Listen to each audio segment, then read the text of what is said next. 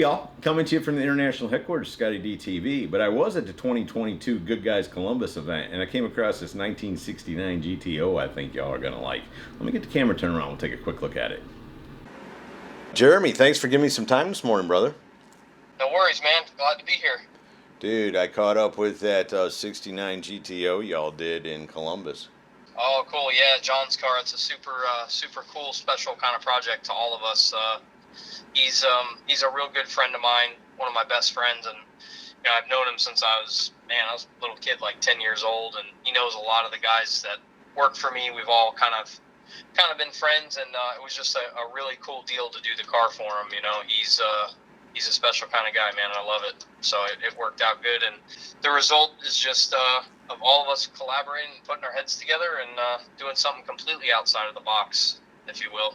Probably 8 years ago, we were flying out to SEMA. I was like, man, you should come with us and go walk around. You haven't been. He was in the upholstery industry, automotive upholstery and hot rod interiors back in the day, and I grew up as a kid watching all the stuff that he was doing upholstery wise, and then now a bunch of years later, I have a shop, and so we went out to SEMA. I brought him out there. He had never been before, and I was like, man, we got to do a car for you. It's been a while. He kind of switched gears and got into he has a big commercial bush hog business, mowing grass, and they do land clearing and stuff, and just in a different financial space in his life, and was able to do it, and we went out there, and that was it. It was like, man, I want to buy a GTO, and let's get this thing going, and then that was it. He found a car, and he broke the car down and brought it to us.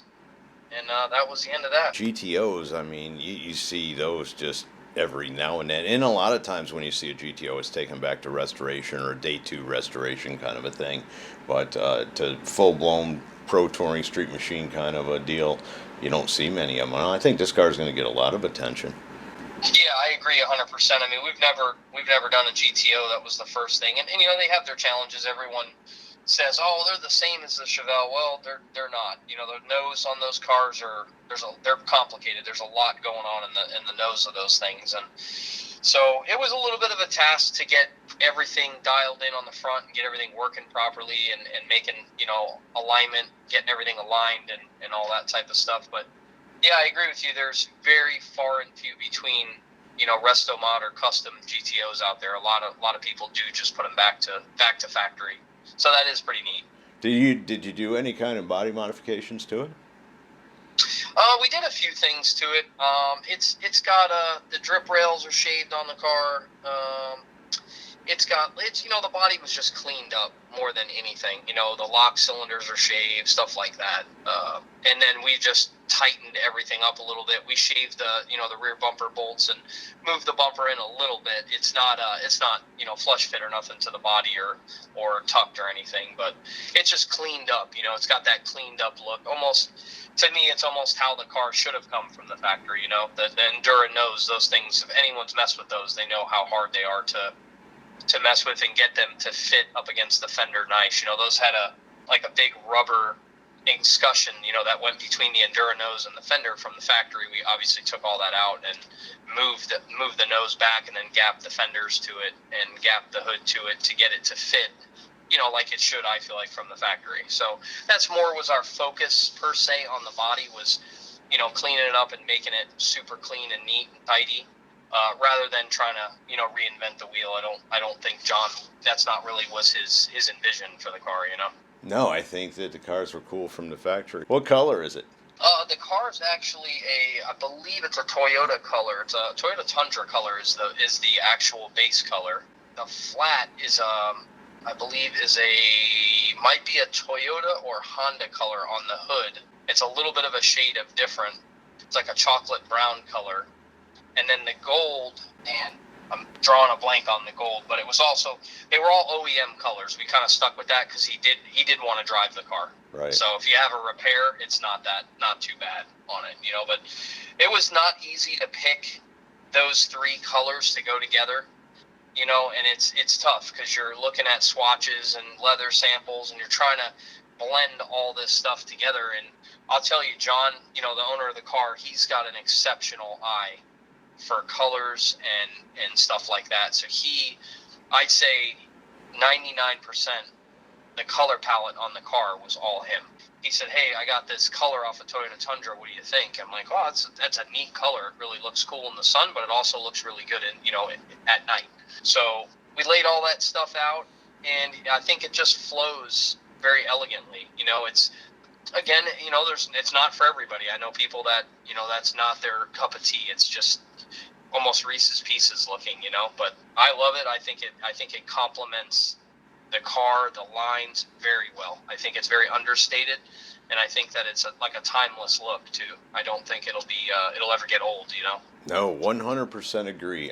Like I was telling him that where you cut the line in for the two-tone, to do a GTO two-tone, that was risky to begin with, but how you tapered it back into the window frame and all is just absolutely perfect. And then using the satin, and I hadn't noticed, you just take for granted again that you've used satin on the same color, but then looking at it closer, you can see that, that two-tone's just a few shades darker and maybe not as much metallic in it, And and I think he absolutely killed it on the interior. I mean, yeah. Yeah, he did.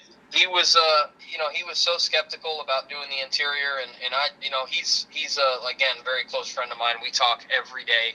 He's, "Oh man, I don't know if I'm up to par with the interior. I just I haven't." He hasn't done an interior in 20 plus years. No, it's what he said. He came out of retirement. He couldn't find anybody to do it, so he was like, "Yeah, I'll try to do it myself." And man, he nailed it. It. Killer job. Yeah, he really did. And he, if you just look at all the stitch work and everything that he did, I mean, he made the dash from scratch. And anyone that's attempted that, it's a huge task, because there's a lot of different things that have to be in a certain place or feel correct, where the gauge cluster is placed in the steering, in the steering wheel and stuff like that. Those are all huge obstacles to overcome, and not doing it for 20 years. I mean, it's not that easy, He was coming down on the wire, and the Sunday before he was ready to leave, he was out there cranking on the car, and I talked to him, and he said, "Man, I think I got it buttoned up," and he was working on the trunk. That was kind of the last thing that he had left to do, and he had buttoned that thing up, and that was it. We had given him the car back probably about 30 days before Columbus. We had some trouble with the transmission in it. We got all that stuff sorted out, put some test miles on it, stuff. We're big about finishing these cars 110%. And I never give customers cars back with less than 300 to 400 miles. And that's just what we do. That's how we do it, and we won't do it any other way. And I gave him the car back. I said, "Man, this thing is solid. I've driven it, 100 miles an hour on the highway for 45 minutes. I've driven it in dead stop traffic. Like, you're not going to have any issues with it." So when he got it back, all he had to focus on was the couple little things left for the interior. What powers it? It actually started out as an LS1 and a 4L60E trans. I'd say we were probably through the rust repair, and the car was going to paint. And we pulled the motor out of it for it to go to paint. And I said, we really should change the motor. We should go through the whole motor, because it was a takeout out of like a wrecked Corvette, from 1998. There's nothing wrong with the motor. It had 30,000 miles on it. So we ended up pulling the motor apart. We ended up boring it 10 over. We put new pistons in it. We put all new bearings in it. And we ended up making it a 58X, reluctor wheel, which is the new style, like E38 operating system from GM. So it's more up to date, and that's what we're using currently on most of our LS stuff, and that's primarily what everybody is using. We did that, and we didn't go crazy with the motor, because again, he wanted to drive it. So it's probably a 430 horsepower motor, but sounds good. It's got a nice size cam in it, and it's got a 4L60 trans that's been completely gone through. It has a little converter, like a 2400 stall converter in it. Again, nothing crazy. We built a whole stainless mandrel bent exhaust, and that's it. Just built to actually use. Something you can get in and drive. Plenty of ground clearance, so you're not going to get stuck on the speed bumps and stuff like that. Just try to keep it with that in mind. This guy's going to drive this car. He wants to use it. He's talking about taking a trip up to South Carolina from South Florida in it, and driving it, that's what they're for, in my opinion, Right on. They're cool to look at, more fun to drive.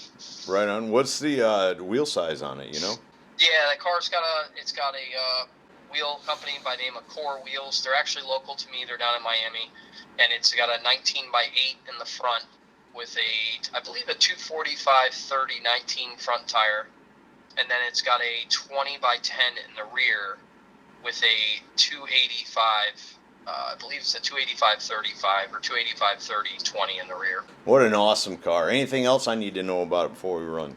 No, I think that's it. That's probably everything about it. It's got a really jamming stereo in it. Big Willwood brakes, that's our standard. Calipers are painted, to that nice gold color to offset the wheel color. If you look at the wheels, the way they're done, the lips are gold, the faces are chocolate brown, the caliper's gold. So you have like a step, and the caliper stands out, looks nice. Yeah, it's all tied together and worked out really, really good. Fun car to drive, real fun car to drive. Taste, talent, and money, that's what it takes, and that's obvious in this one. No, thank you very much, man. I appreciate that. If people want to keep up with what you guys got going on, what's the best way to do that? You can get us on Instagram at Miranda_Built, or you can get us on our website at www.mirandabuilt.com, and we update the website usually monthly. Awesome. Brother, man, thanks so much for giving me some time this morning. Hey, no problem, Scotty. It was great talking to you, man. So there you go, from the 2022 Goodguys in Columbus, Ohio, a 1969 GTO Overlord by Miranda Built. Hope you all have enjoyed it. See ya!